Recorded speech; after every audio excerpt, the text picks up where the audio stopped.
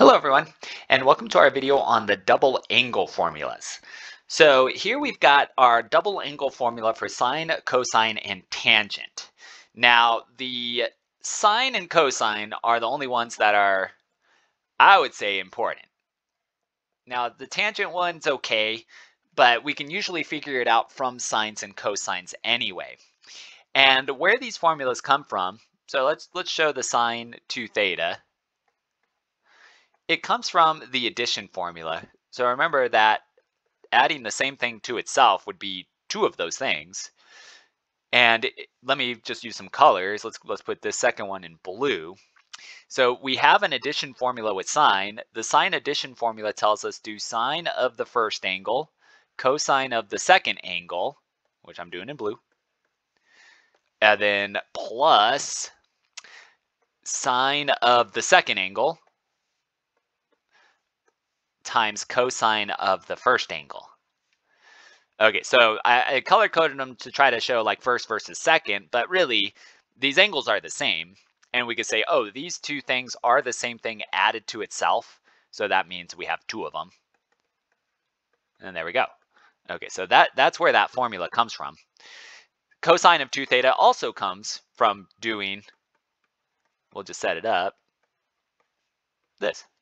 Okay, so that's where that one comes from. So sine of 2 theta, that's where it comes from. That's where the cosine theta plus theta comes from. And then same deal with the tangent. Okay, so tangent of theta plus theta, we could break it down and get it. However, again, tangent's pretty rare. Okay, notice the cosine one. So cosine has 3 different ones. Okay, so the sine's a little easier to deal with because there's only one option. Cosine, you have multiple options. It is cosine squared of theta minus sine squared of theta is the main one. Let's put a little star there. And then these other two come from doing Pythagorean's identity on the squared trig functions. Okay, so we might not need these other two. So these both come from that first one, but they use Pythagorean's identity. We'll abbreviate Pythagorean's identity on this first start equation to get these two separate ones. Okay, so I would say you probably really only need the first one, maybe in some rare cases these others, or at least for now we'll say rare cases. Okay, and then the tangent one, I just use this. I just say, well, most of the time tangent of 2 theta we can find by doing this division. Now, sometimes we do use these equations from right to left, and I just think, well, if I've got some weird tangent thing going on, I try to figure it out and say, well, that's probably just tangent of 2 theta. Okay, however, you could still also change them to sines and cosines and work with it. So the reason I'm saying all this with, I didn't box it, is because it's kind of rare and we have to memorize so much stuff anyway. So it's nice to try to not use memory on something that's not super important. Okay, so but these other two definitely need to know. All right, so let's see how they work in this first problem. So use the given information to find the exact value.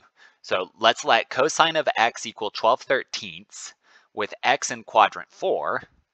Find these double angles. Sine, cosine, double angle, sine, double angle, tangent, double angle. And if it helps, you can instantly put those in parentheses. Okay, so, and with these formulas, so notice what they look like here. So you can't say, oh, can I just do this? So this is why I think the parentheses can help. You can say, oh, can I just put that 2 right here? Well, no, that's not what this became. It's this whole thing. Okay, so that 2's stuck in there until you use an identity. Okay, so don't do that. Okay, so it's instantly using a formula. So anytime, so these are special angles. So anytime it's not just x or not just theta, special angles, they usually have an identity for what we would do with them. So that means they have some special formula that we would use. And just to scroll, like the addition formulas, let me scroll all the way up to them. So again, these are special angles because it's something plus something, and we have a whole formula for it. Okay, so it's not just, oh, can I just do sine of A and sine of B and add the 2 together? No, that's not what happened there either. All right, so let's see how this finally works. Okay, so a lot of preamble. Let's see this problem. Okay, so let cosine of x equal 12/13 with x in quadrant 4. Find those double angles. All right, so instantly this information is really a SOHCAHTOA problem. So that's step 1. SOHCAHTOA. And so we'll draw our right triangle. We'll put, there's angle x. And then cosine of x equaling 12/13, well, that would be adjacent here. And hypotenuse here. Now this is a special right triangle. It's one of Pythagorean's triples. It will be 5 for the opposite. However, if you don't see it, you could still set up Pythagorean's theorem. So 12 squared plus the opposite squared would equal the hypotenuse squared, and we would still get 5. Okay, so if you do see that it's a Pythagorean triple, like the 3, 4, 5 triangle is another one, you can instantly do it. Okay, but if you don't see it, we'll take a few steps there. All right, and then they did say quadrant 4. Okay, so that's where I'm going to highlight that, because once I have this triangle, all I really need from it, I'm going to put them right here, is the sine of it and the cosine of it. And if I'm in quadrant 4, I need to make sure the signs are good. Okay, so sine of x would have been 5/13, but in quadrant 4, make it negative. And then cosine of x is 12/13. Okay, so that's really all we need from it. If you want tangent, you can get it as well. But now that we've got our information from this triangle, step 2 is to use the formulas. Okay, so use double angle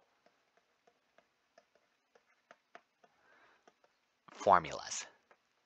So it's kind of like the addition and subtraction stuff. So it's like we often do SOHCAHTOA or unit circle and then apply formulas.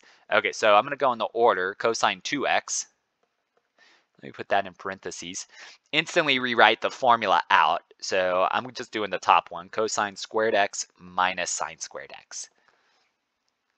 Okay, and notice, make sure the order is good. Cosine's first and then minus sine squared is second. And then if it helps, remember that squaring a trig function is written in a way above without parentheses, but with parentheses we could do that. And the reason I'm doing that is to show, well, now we can sub these values in. Okay, so we have, let me color code. Let me go ahead and box these. So we have cosine of x is 12/13, so we would put it here, 12/13 would get squared. And then minus sine of x we also have. Down below, they're saying it is just negative 5/13. And then it gets squared. Notice the whole trig function is substituted out, not just the x. So we're saying all of sine of x is just the fraction. All of cosine of x is just the fraction. And then now it's simplify. Okay, so you've got 12 squared is 144. 13 squared is 169. Minus the negative squared would be a positive 25 up top. So negative 5 squared is positive 25. That negative still right there. 13 squared still 169. Okay, and then simplifying this, I'm gonna put it here because I might run out of space. Let's put our cosine of 2x equal to the simplified fraction here, which is 119 over 169. There we go. So there's the cosine of 2x. Now we need the sine of 2x. Okay, so now we're just using the formula again. Sine of 2x is 2 sine x cosine x. And just like before, I have those colors. Let me color code it. So I have cosine of x and I have sine of x over to the side. So we'll just substitute those in. So our sine of 2x is 2. And then sine of x is negative 5/13. Cosine of x is 12/13. And then now we'll just multiply that straight across. If it helps, put a little 1 there under the 2.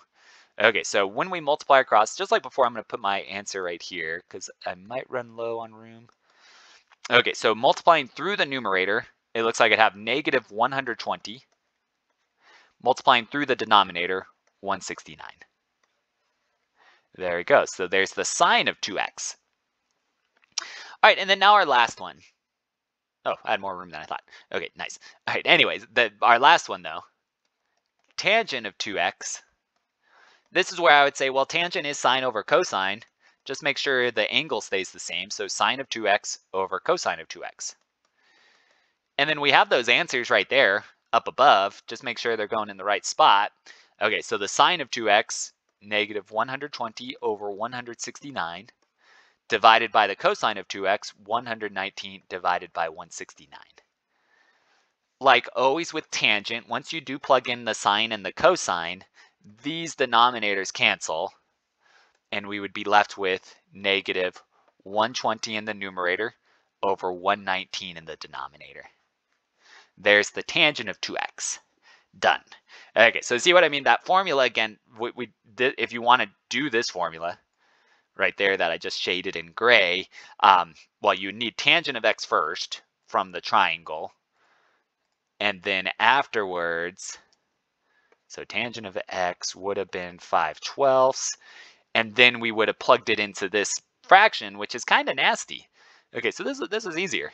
Okay, so if you do want to try it, go for it. You will get this number, but this was so much faster. Okay, so that's that. That's how we use these double angle formulas in this case. So it's kind of abstract right now. So the cosine of x, just so they give you a trig function. Again, instantly the two steps are one big SOHCAHTOA problem and then a lot of formulas getting used. Okay, so write these down every time. Make sure you do know these. Okay, so these we need to memorize. Okay, so the sine and cosine. Tangent again, probably can tag along, which is this. All right, so if you do have questions, let me know. Thanks for watching.